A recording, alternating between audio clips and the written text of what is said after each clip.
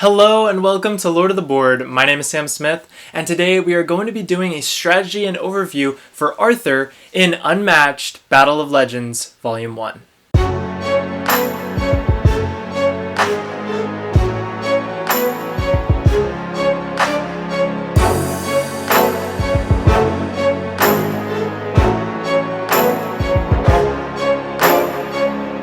Thank you so much for joining me today as we discuss Arthur. Now, Arthur is one of those characters in a game where, you have your better characters and then you have your characters that are seen as hard or as bad characters or inefficient, and every game needs to have these types of characters. So I thought that I would just start off this video and guide by saying that this character is not an easy character to play.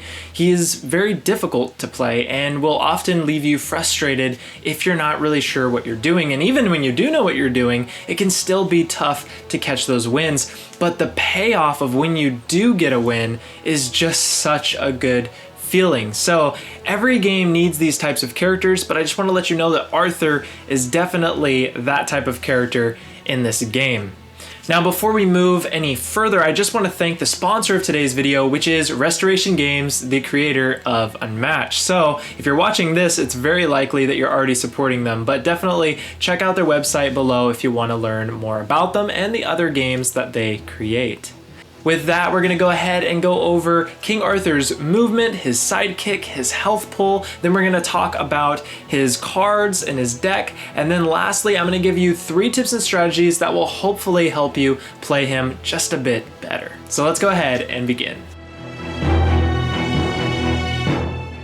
Now, King Arthur has an extremely high health pull. He starts the game with 18 health, which is just incredible. It is one of the highest health pulls in the game. And Merlin, his sidekick, has 7 health. Now, King Arthur is a melee hero and Merlin is a ranged hero, so it has a lot of versatility with them as a duo and pair. King Arthur's special ability is that when King Arthur attacks, he may boost that attack. Play the boost card face down along with your attack card, and if your opponent cancels the effects on your attack card, the boost is discarded without effect. So as you can already tell, this is going to kind of pull you away from wanting to use cards to boost your movement. So you're going to want to have that economy balance where you don't want to spend too much cards boosting your attacks. You don't want to spend too many cards boosting your movement. So you're going to have to choose which one's more important for you at different points in the game. But you're probably not going to want to commit fully to both. Otherwise, you're going to run out of card draw. And that's really where the struggle exists with this character,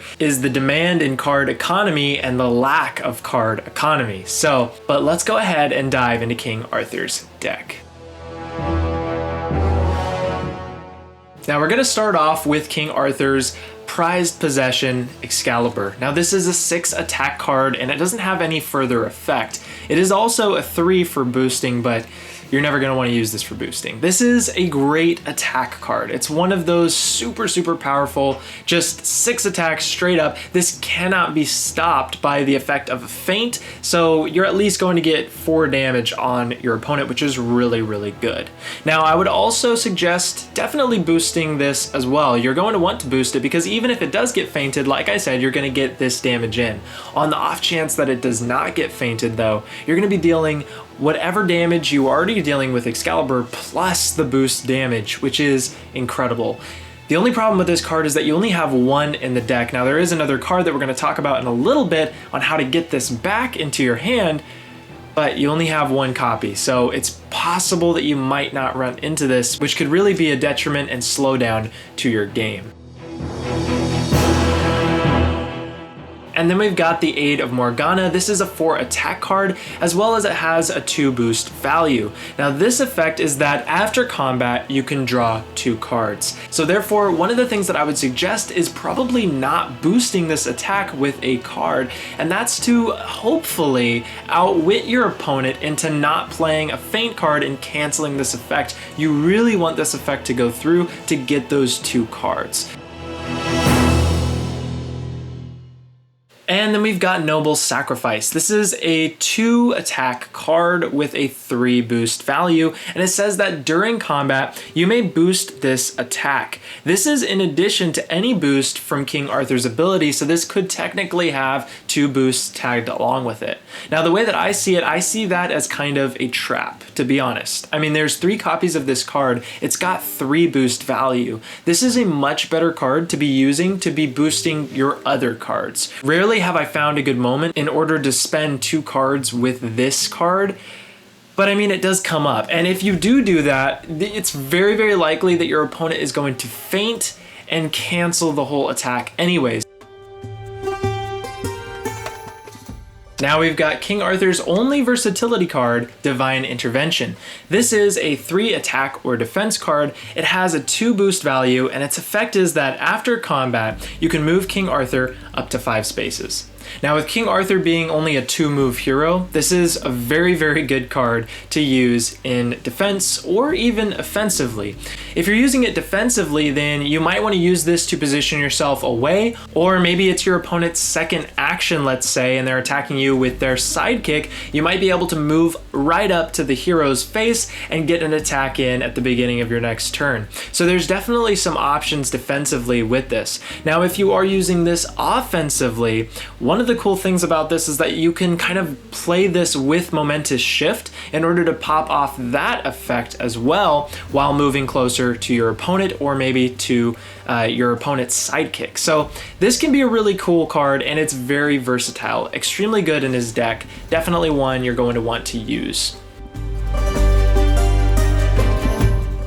And then we've got King Arthur's 1 defense card. This only has 1 point of defense that it provides. It has a 2 boost value. This is called the Holy Grail, and its ability is, after combat, if King Arthur has 4 or less health, but is not defeated, set his health to 8. Now, this is a pretty niche heal option. King Arthur does not have a lot of heals. This could heal a lot, but it could also be really, really difficult in order to pull off.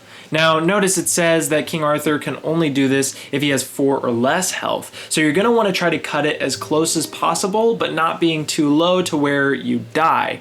So you're going to want to probably aim for around 4 exactly. When you hit 4 health, you're going to want to try and use this as a defense card, but you're going to want to be very careful that you don't die. So maybe thinking about it, maybe you could try to plan a little bit ahead. Maybe you could be 5 health and assume that you're going to get a couple notches down. That's another way that you could pull this off. So it's a very good card. It's just a little bit more situational.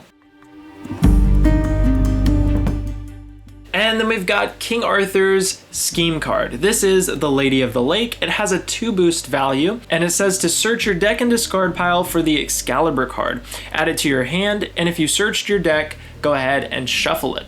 Now, this is one of those cards that I would hold on to until you get Excalibur. You're going to want to use Excalibur, and then you're going to want to dig through your discard pile and grab it and use Excalibur again.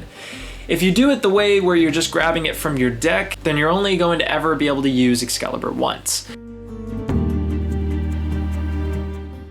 Now we're going to start off by looking at Merlin's attack card. It is a 4 strength attack card, Aid the Chosen One. It has 2 boost value, and it says that after combat, if you won the combat, draw 2 cards. So this is a little less good than King Arthur's version of this card. This one you actually have to win the combat.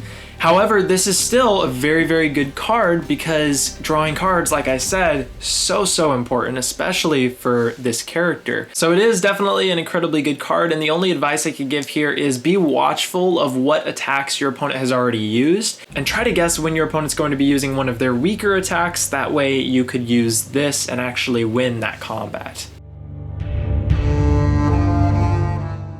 And then we've got the card that I'm pretty sure every single person that plays Unmatched has said something about its artwork. It does have amazing artwork. This is Bewilderment. This is a defense card with 0 defense. It has a 2 boost value, and its effect is during combat, you prevent all damage. Then after combat, you may place Merlin in any space. This is so good.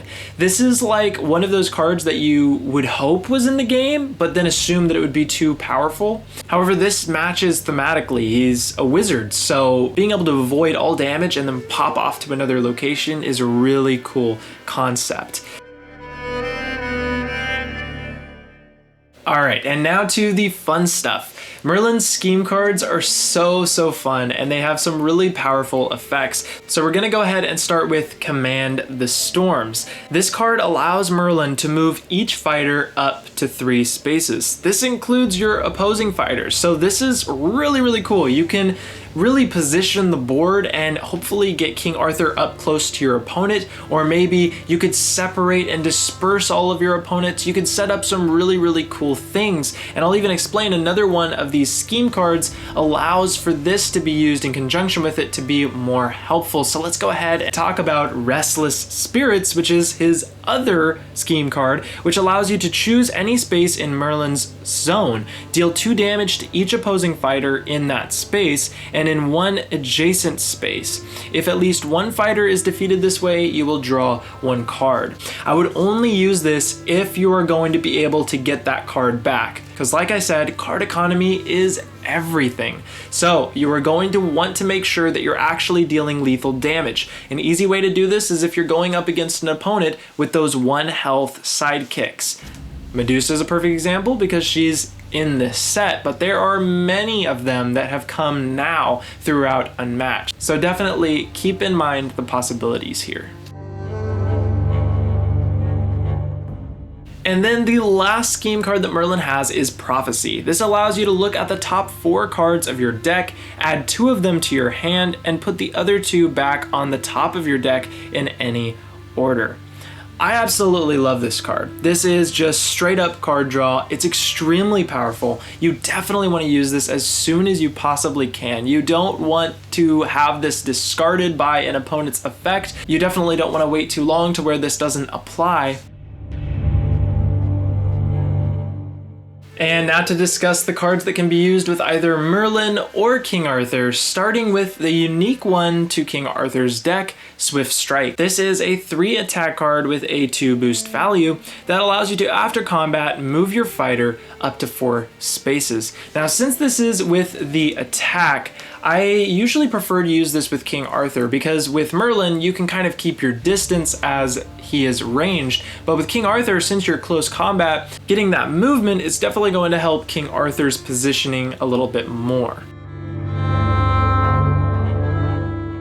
Let's go ahead and start with the 4 attack or defense skirmish card, which says that after combat, if you won the combat, choose one of the fighters in the combat and move them up to 2 spaces. I really like using this in conjunction with a boost to even deal more damage. This ability is definitely not essential, and the card itself, still having 4 strength, is pretty decent. So if this gets feinted, it's not too big of a deal. So I would say that this is a pretty good card in King Arthur's deck overall, but definitely not as good as Momentous Shift is in this deck. Momentous Shift allows you to, during combat, if your fighter started this turn in a different space, this card's value is 5 instead. 5 is a really good attack card, and you're oftentimes going to want to use this in line with cards that allow you to move your fighter, like Swift Strike or maybe Divine Intervention. With my feint, I usually kind of graze over this because really it's a whole strategy on when to use it in your own. You have to know your opponent's deck. So study your opponent's deck. Whoever you're going against, make sure you know what cards they have. Make sure to know which feints you're going to want to use. I've got a video linked down below that will help you out with learning when to use feints and when not to. And then lastly, we've got the Regroup. It's kind of sad because this was notched down to 1 boost instead of the usual 2 boost, but it's because they don't want you using this bad card for boosting your attacks, which I guess I get, but it would be nice to have it be a 2 boost. So this allows you to, after combat, draw 1 card. If you win the combat, draw 2 cards instead. I like to get card draw though with this. It's just that you want to be very careful with your health pool. You don't want to get hit too hard. So definitely more in the early game, you could use this to just draw some cards. Hopefully your opponent's not attacking you with super powerful attacks yet. So we've discussed all of the cards in King Arthur's deck. Now it's time for me to give you my 3 tips and strategies. I'm gonna start off with the kind of main way and play style you're going to have to work this character. A lot of people are going to think, yes, King Arthur is kind of my main character. I've got to use King Arthur to do all the damage and be the boss of this game and this setup, but that is not the case with King Arthur, not at all. In fact, Merlin is extremely important to your game plan. You want to use King Arthur as essentially a meat shield. That 18 health pull, you need to use that to block the pathways away from your opponent getting to Merlin, and then use Merlin's ranged attacks to get some damage in before Merlin will likely pass at some point, and then King Arthur can kind of jump in and start clearing out the rest of your opponent's health. This is an essential strategy tip because this is really the way to make King Arthur somewhat viable. Now let's talk about boosted cards. You're going to want to boost your attacks, and you're not going to want to boost as many of your movement. Now, what type of cards to use for your boost cards? Well, like I said, Noble Sacrifice is an extremely good card to use as a boost card with the 3 boost value. You've also got, regroups, which can be really good to draw out those feint cards. Let's say that Merlin passes a little earlier than you would like, or at any point that Merlin passes, all of the cards in your deck that are Merlin specific now are just boost cards to further King Arthur's attack. Merlin's death becomes King Arthur's boost in a way. And lastly, kind of leading in from that second tip, is that when you use your most powerful attacks matters as well. Like I said, feint cards suck. Make sure you know how many feint cards your opponent has left. You want to draw out those feint cards, and then you want to start just piling on those boost cards to do some heavy damage. I would even say that if your opponent has drawn out all their feint cards, and if you still have a Noble Sacrifice, then you can use the Noble Sacrifice and do the double boost. That would be incredible. But you're going to have to be very, very careful to kind of pull out those feint cards first. Pretty much every character in the game has 3 feint cards. So count those cards, make sure you're safe, go in with King Arthur, and just pile on a ton of boosts, and hopefully you'll get your first win as King Arthur. So that is it for the video. Thank you so much for watching today, and I really hope that this helped you get an idea of exactly how King Arthur works and how to play him a little bit better for your next game. If you enjoyed this type of content, please subscribe, as well as click the bell notification if you want to be notified when my next video in this series releases. And if you have any questions at all, you can go ahead and drop a comment down below, and I'll go ahead and get back to you there, or you can contact me on any of my social medias. The links will be down below. But with that, that is it for King Arthur. Thank you so much for watching. Let's go ahead and drop the beat.